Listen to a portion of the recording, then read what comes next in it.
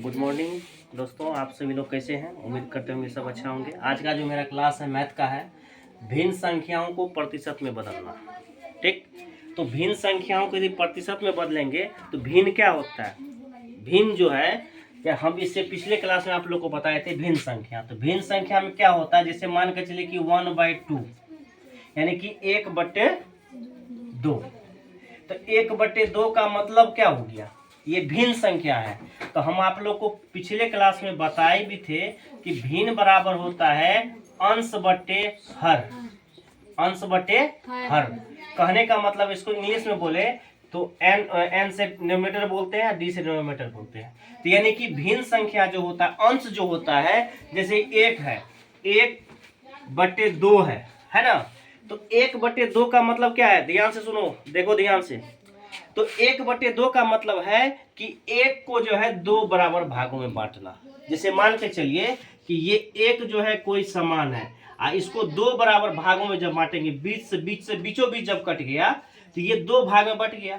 मतलब एक समान था, उसको 2 बराबर भागों में बांट दिए। मतलब कि ये आपका अंश हो गया और ये आपका हर हो गया, यानी कि बांट दिए, टुकड़ा हो गया। जैसे कि मान के चले कि आपको कह दे कि 6 टॉफी है और उसे जो है 8 बच्चों के बीच बांटना है। 6 गो जो है टॉफी है, टॉफी मतलब चॉकलेट है, 6 गो जो है चॉकलेट है, उसे बांटना है 8 बच्चों के बीच। तो यही हो जाएगा, 6/8 करेंगे तो उसमें जो आएगा आपको उसको जो है करना। लेकिन उसी को कह देंगे कि 6/8 जो है ये कितना प्रतिशत है, तो क्या बताएंगे कि प्रत्येक बच्चा को कितने प्रतिशत जो है टॉफी जाएगी।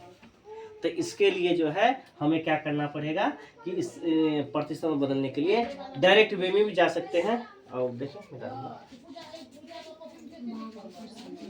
चलिए, आपको समझ में आ रहा है आप लोग को? चलिए, सवाल मेरा है कि भिन्न संख्याओं को प्रतिशत में बदलना। तो हम इससे पिछले क्लास में बताए थे, शायद आप लोग को पता नहीं हो।